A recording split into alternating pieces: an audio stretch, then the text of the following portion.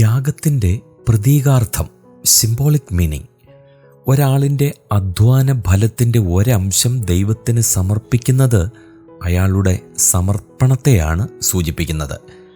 മനുഷ്യൻ്റെ മരണം ദൈവം ആവശ്യപ്പെടുന്നില്ല, ഹൃദയ സമർപ്പണമാണ് ദൈവം ആഗ്രഹിക്കുന്നത്.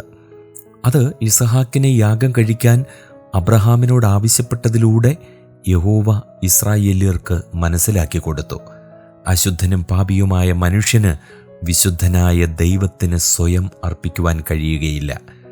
ഉടമ്പടിയുടെ മൗലിക തത്വം യഹോവയെപ്പോലെ വിശുദ്ധന്മാരായിരിക്കുക എന്നതാണ്. അത് ഓർമ്മിപ്പിക്കുന്നതിനാണ് യാഗമൃഗം ഊനമില്ലാത്തതായിരിക്കണം എന്ന് കൽപ്പിച്ചത്. യാഗപീഠത്തെ സമീപിക്കുന്ന അർപ്പകന്റെ പാപം യാഗമൃഗത്തിലേക്ക് പകരുന്നതിൻ്റെ പ്രതീകമാണ് മൃഗത്തിൻ്റെ തലയിൽ കൈവയ്ക്കൽ. അർപ്പകന് പകരമാണ് മൃഗം. യാഗപീഠത്തിൽ അർപ്പിക്കുന്നതിൻ്റെ പ്രാരംഭമായി മൃഗത്തെ അറുക്കുന്നു. അത് പാപനിമിത്തം ദൈവത്തിൽ നിന്നകന്നുപോയ മനുഷ്യൻ്റെ മരണത്തിൻ്റെ ആവശ്യം ചൂണ്ടിക്കാണിക്കുകയാണ്.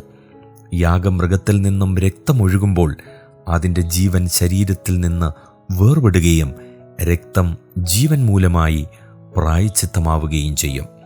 യാഗമൃഗത്തിൻ്റെ മാംസം യാഗപീഠത്തിൽ വെച്ച് ദഹിപ്പിക്കുമ്പോൾ അർപ്പകൻ്റെ ശരീരം ദൈവീക സ്നേഹത്തിൻ്റെ ശുദ്ധീകരണാഗ്നിക്ക് വിധേയമാകും. അങ്ങനെ അവൻ ദൈവക്രോധത്തിൽ നിന്ന് ശരീരവും ആത്മാവും പ്രതീകാത്മകമായി ആവരണം ചെയ്യപ്പെട്ടവനായി ശുദ്ധീകരണത്തിനും രക്ഷാകരമായ കൃപയ്ക്കും പാത്രീഭവിക്കും. ന്യായപ്രമാണത്തിൽ വിവരിച്ചിട്ടുള്ള യാഗങ്ങളുടെ പ്രതീരൂപാത്മക സ്വഭാവം വ്യക്തമാക്കിയിട്ടില്ലെങ്കിലും അർപ്പണ രീതിയെ സംബന്ധിക്കുന്ന പ്രത്യേക ചട്ടങ്ങളിൽ അത് സൂചിപ്പിച്ചിട്ടുണ്ട്. ക്രമേണ പ്രവചനങ്ങളിലൂടെ അത് വെളിപ്പെടുത്തി. യേശുക്രിസ്തു കാൽവറിയിൽ യാഗമായി തീർന്നപ്പോൾ അത് പൂർണ്ണമായി അനാവരണം ചെയ്യപ്പെട്ടു. അടുത്ത എപ്പിസോഡിൽ നരബലിയെക്കുറിച്ച് അല്പമായി ചിന്തിക്കാം.